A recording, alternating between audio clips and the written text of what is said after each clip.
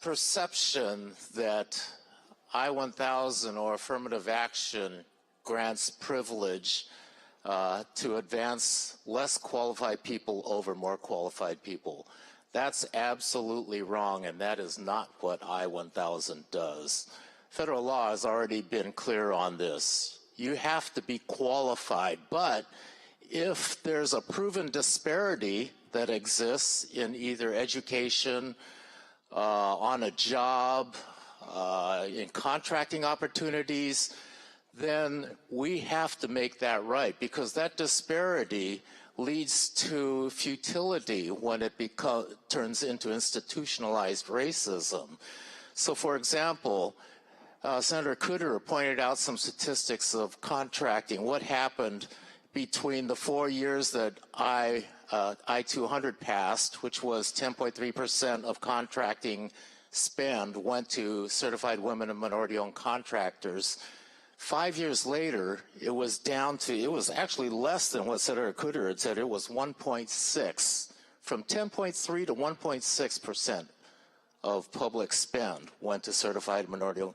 The problem with that, though, is not, it's more insidious, because back when I-200 passed, there was 4,900 certified women and minority-owned contracting companies. Here we are 20 years later, and there's only 2,600.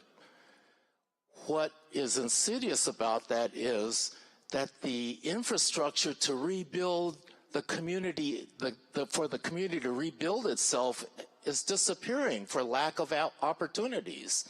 So when proven disparities like that exist, I think it's incumbent upon us to increase those opportunities and make a level playing field. We're not saying advance less qualified contractors, less qualified students. We're saying you have to be qualified.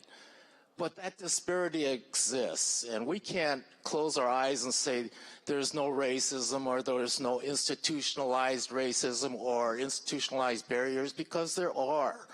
And the statistics show up in the criminal justice system and the education system from top to bottom.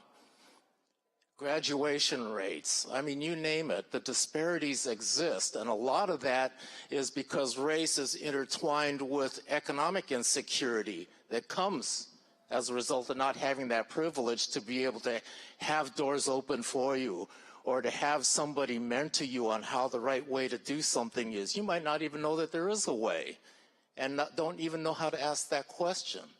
So what I-1000 is doing— Please conclude your remarks. Leveling the playing field, does not grant preferential treatment, and it brings America back to what we all should be, equity of opportunity for everybody in society. So I appreciate your support for this.